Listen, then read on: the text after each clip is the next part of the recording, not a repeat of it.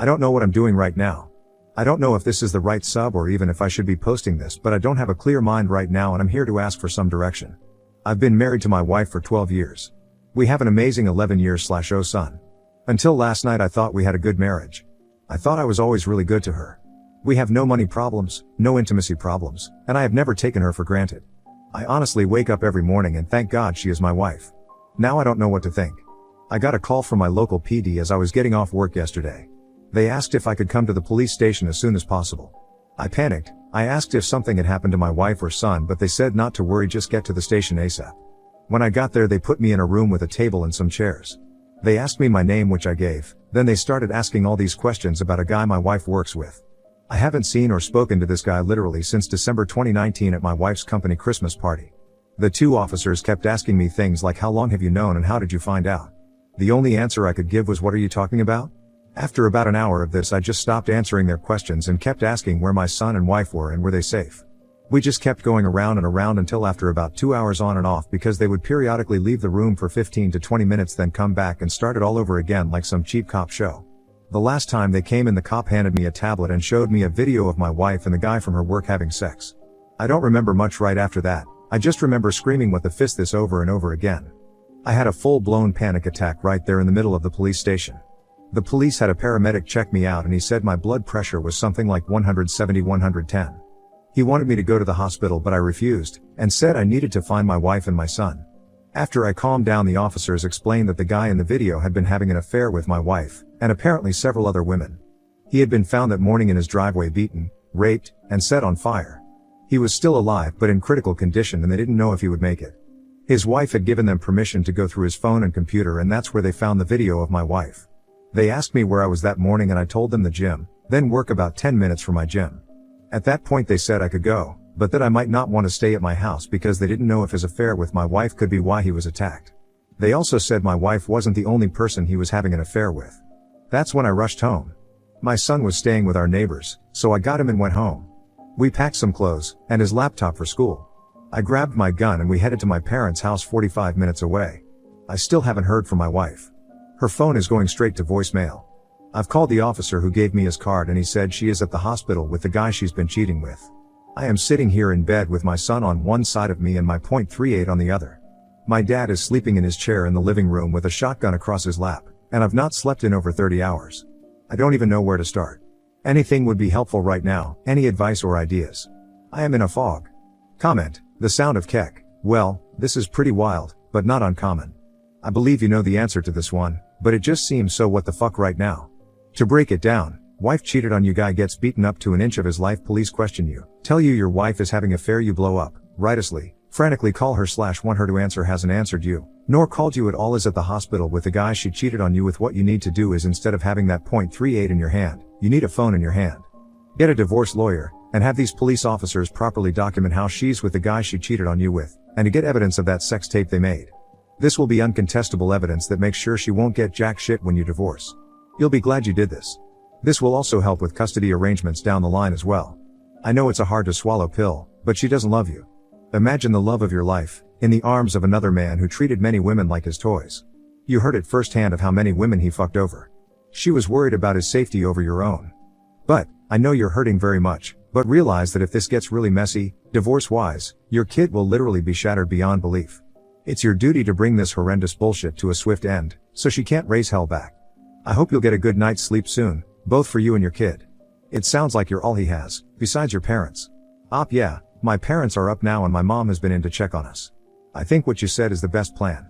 At this point I don't even want to know any more than what I found out yesterday. I'm sick and disgusted by this whole situation. 14 years together down the drain. But I got my son out of it, so it was every bit worth it. Complete_entry, get a fucking lawyer, these cops already like you for a suspect. Practice your fucking right to remain silent, do not even go into the fucking interview room again, they were trying to walk you into a confession here. Update 1, I attempted to post this on Saturday 12/19 but it didn't go through, and I got blocked from reposting because I asked a yes/no question anyway. Here it is again. I am working a bit so I may not be able to reply that much right now. My original post was removed but a lot of people messaged me and asked for an update. I thought I would fill everyone in on what has happened this week, because the replies I got helped me so much. I really feel like I owe this community a big thank you for helping me get my head on straight, and pointed me in the right direction to get everything done as fast as possible. For those people who said my post was fake, my only reply is I wish, from the bottom of my heart, it was. Sometimes the truth is stranger than fiction. For those who said they couldn't find a news story, apparently due to the nature of the attack a lot of information was withheld. Even our local news outlets only reported it as an assault, and it was nothing more than a blurb on our nightly news. For those who implied or directly stated the police wouldn't do that, you are 100% wrong, because they did. I found out from my lawyer that police can literally do or say anything they want, especially if you aren't under arrest, short of direct threats of harm. That includes lying directly to your face, which they did. It turns out my wife wasn't at the hospital with her lover when I contacted the detective. She had been admitted to that hospital's psychiatric facility much earlier in the day, while he was still in surgery. I don't know why they would lie about that, but they did. Needless to say, this situation has caused me to become very suspicious of law enforcement. After I woke up that afternoon, I contacted my uncle's law partner, who is a family friend. He actually came to my parents' house and sat down with me to go over my options. His entire law firm is now representing me, both in the divorce and criminal defense. That day, Sunday, he got me an emergency custody order and a protective order against my wife for me, my son, and my parents. Our court date is in 60 days. The police served her on Monday as she was leaving the psych hospital. According to her brother, who is a close personal friend of mine, she did not take it well. She is staying with her parents for the time being. I still haven't talked to her, and she hasn't made any attempt to speak to me either. Whether that's due to shame, indifference, or the order of protection, I don't know, but I'm glad of it all the same. My wife is not the person I thought she was, and I'm ashamed of myself for not seeing it sooner. I had to tell my son something, so I decided to tell him the truth, age appropriate, and literally the first words out of his mouth was, "Please don't let mommy take me away." I asked him why he would say that, and from what he tells me, my wife has been treating him very badly when I wasn't around, and told him, if he told me, she would take him away and my son would never see me again. She has been emotionally torturing our son, and I was too blind to see it. That wrecked me more than the video, to be honest. I told the lawyer about what my son said, and he used my son's statement and her mental state and commitment to get the emergency custody. I have contacted his school for therapy resources, and he will start therapy after the first of the year. I feel like the worst father to ever walk the face of the earth at this point. As for our families, her parents contacted me Tuesday and asked to come see us. I was still at my parents' at the time, and I told them they could come, but she was not allowed anywhere near us. They agreed. They were so apologetic, and her poor mother didn't stop crying the entire time she was with us. Her father was heartbroken and kept referring to my wife as that girl. They both said they felt like something was going on with her, and they did not raise her to be this way. We hugged and cried before they left, and I told them they will always be a part of our lives no matter what happens with the divorce. After what my son told me, their visit was the hardest part of our whole ordeal. My lawyers have been doing amazing work so far. They found out that the man my wife was sleeping with has a long criminal record. One of the lawyers informed me that when they went to print out the guy's arrest record, the printer ran for 5 minutes straight. From what they could learn, he is currently on parole for drug offenses, and has had gang affiliations in the past. He is still alive but in critical condition, and still may not make it. The firm has an investigator who contacted the coworker who drove my wife to the hospital. The coworker informed them that my wife's affair was an open secret around the office. My lawyers think that's how the police figured out who I was, and who my wife was in the video. There are several photos of last year's Christmas party at her work, and my wife and I are in several of them. That's where I currently am in this whole situation. I am just numb, still lost, and heartbroken. How long does the numbness last, and is there any way to get past this emotional lethargy faster? I mean really numb, like a dream. Everything I've just said has felt like it's happening to someone else. Update 2, sorry for the novel, but I just needed to vent and get this week off my chest. I will start off again by saying, thank you to everyone who replied to both my original post and my update. This sub really did help me so much. If I didn't respond to you directly, I'm sorry, but I got so many messages I can't keep up with them all. First, my son is doing so much better. He started therapy the first week of January and the difference is already noticeable. I asked him if he felt comfortable with me talking to his therapist and he said yes, so I've had a few discussions with her. According to the therapist, my STBX would verbally and emotionally abuse our son whenever they were alone together. He was not allowed to make noise or bother her in any way when he was home. She would leave him alone for hours on end, and even overnight if I was out of town. She would then threaten him with being taken away and never see me again if he told me or anyone else. The therapist said this has made him feel powerless and dependent in a time in his development that she should actually be feeling empowered and self-reliant. So to that end, I have bought him his own phone and helped him memorize family members' phone numbers and as many addresses as are relevant. I've also been teaching him situational awareness, to pay attention to street names and how to read addresses on buildings. We've also role-played how to ask people for help. How he can clearly explain to strangers that he's in trouble, and he doesn't feel safe. I know this may sound silly, but my son can be a bit introverted and shy when he doesn't feel comfortable. Even though we've only been doing this for a few weeks, I can see that it's really building his confidence. Any suggestions on how to continue to build his self-reliance would be really helpful. His safety and well-being is still my number one concern right now.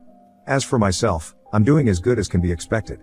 I started therapy around the same time as my son, and although I don't speak to my therapist as much as he does, it has helped to be able to talk through my thoughts and feelings about everything that has happened to us and our family. The numbness is gone, but it was replaced by a white-hot ball of anger in the pit of my stomach whenever I think of my STBX and what she's put our family through. Funny enough, although I hate feeling angry, it's a lot easier to deal with than the numbness. My therapist says this is part of the grieving process, and it's not how we feel but how we channel those emotions that matter. My legal situation, well, I'll be honest, is the scariest thing I've ever dealt with in my life. I was awarded temporary full custody and child support, which I didn't want, but my lawyer pretty much demanded we ask for, as well as a continuation of the order of protection for myself and my son. At the request for an order hearing, which neither my wife nor her lawyer showed up to, the judge asked if we would allow supervised visitation, but my son absolutely refused, which was why my lawyer told me to bring him along. The judge asked my son if he would speak to him alone, and he agreed. The judge, stenographer, and a child welfare officer went into chambers with my son and met for about 10 minutes. After their meeting, the judge granted the temp orders and ordered therapy and psychological evaluation for my son. Luckily, the therapist he is seeing is somehow involved with, or accredited to work with the court, so he doesn't have to see another therapist. My lawyer said this is a good thing because it means his therapist can give a recommendation for custody. But it still scares the hell out of me that she could get some form of custody after what she put him through. As for the AP, I don't know much. From what my lawyers have gathered, he's alive but still in the hospital. I haven't heard from the police since my initial interview, so nothing new to report there. As for my STBX, I still hadn't seen her since the day I was questioned until Thursday. She has attempted to call me a few times but I haven't answered, and when she called from another number I hung up immediately. I have nothing to say to her, and I don't want to hear anything she has to say to me. Her lawyer requested a preliminary hearing for our court-appointed mediation. She was served the second week of January. She was there with her lawyer, and I know this will sound petty, but even with the mask she looked bad. My STBX was always an attractive and athletic woman. I swear in our wedding photos she looks like a supermodel, but now, well, she's lost so much weight it's disturbing. She looked sick and frail. She didn't even look at me, she just sat with her face down through most of the meeting. Long story short, everything they asked for was ridiculous. They wanted visitation during the divorce proceedings and shared custody after. They want us to drop the ops. She wants to cohabitate until the divorce is finalized. I'm not joking, after all this she wants to live in the same house. It was so insulting that my head throbbed through the whole meeting. But it was all worth it for the big reveal we gave to her lawyer. Her lawyer asked how we should handle discovery for the division of assets, to which my lawyer got this shocked look on his face and said, "What division of assets? Read the prenup." The look on her lawyer's face was priceless. She hadn't told her lawyer about the prenup. My late uncle, who was the founding partner of the law firm I use, wrote that prenup and actually hired her a lawyer to look over it for her before we married. According to my lawyer, it's a thing of beauty because we never mixed finances, per my uncle's instructions. The house we live in was a gift to me from my uncle before we married. All the utilities and insurances are in my name. All the vehicles are registered in the owner's name only. And we never had to sign for any debt for each other. We have one shared savings account that is used for household maintenance and an emergency fund. It has around $8,000 in it, which she has already drained. There is less than $300 in it now. The prenup states that all marital assets and debt are to be divided 50-50, and ownership of all intangible assets and personal debt reverts back to the individual who accrued it. The adultery clause simply states that we agreed that if either party is caught or admits to committing adultery, they lose the right to claim any form of spousal support. There's a lot more to it than this, but my lawyer assures me that trying to break this prenup will be damn near impossible, because it is the most fair prenup he's ever read. But the last thing her lawyer asked for was what has really messed with me. He asked that we postpone the official mediation for 6 months while my STBX attends an inpatient rehabilitation facility for substance abuse. Some people in both my last posts stated that she might have a substance abuse issue, but I didn't even think about it, because I couldn't even fathom that. I talked to my lawyer and he said that we would discuss it and get back with them about our decision on that. Before we left, my STBX spoke, literally for the first time, and asked me to read a letter she had written me.